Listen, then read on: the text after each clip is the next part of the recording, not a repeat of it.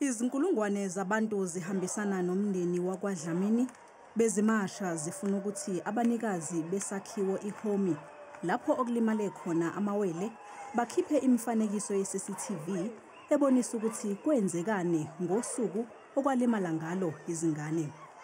Ngiyafuna ubulungiswa, ngiyafuna ukwazi ukuthi kwenzakaleni enganeni zami. Ingakho iSouth Africa yonke ila bezongisupporta, even nabangafikanga bayangisupporta. I-support engitholile is amazing.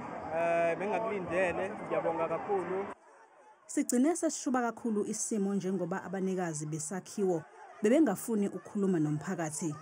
Kuze kwangenelela amaphoyisa ezama ukuvimba abantu abebefuna ukungena ngodli kulesi sakhiwo. Umphakathi ufuna ubulungiswa. Sicela ijustice ukuthi sithole ne-footage izingane zishone kanjani bakithi impendulo esiyilindile. Siyacela bakithi uhulumeni waseThekwini umasipala asikamboni umeya asazi noma sinameya neThekwini sicela ukuthi nje basiphendule bandla. Sifuna ubulungisa, sifuna i-footage ukuthi abantwana bashone kanjani. Cela ubaba athole ijustice. Le mashi yesekwe izinhlangano ezihlukene zomphakathi okubalwa kuzo namaqembu ombusazwe. Ngokwembiko akusikho okuqala kushona umuntu kulesi sakhiwo njengoba ngo-2023 kwashona uAndiswa Mantshongo ngendlela efanayo. That there's a lot of lawlessness that goes on and it goes unaccounted for.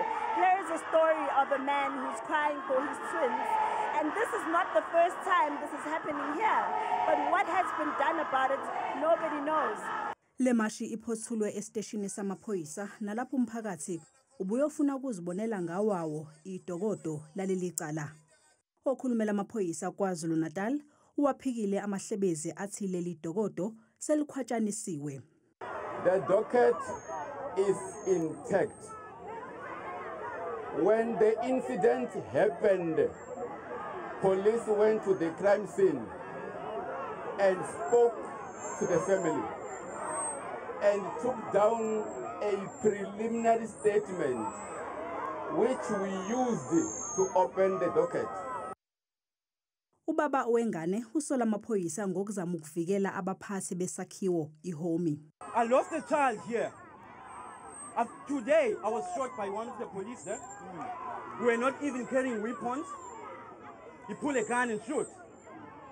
That's how I'm being treated. The criminals are being protected by the police and the victim is being victimized by the police.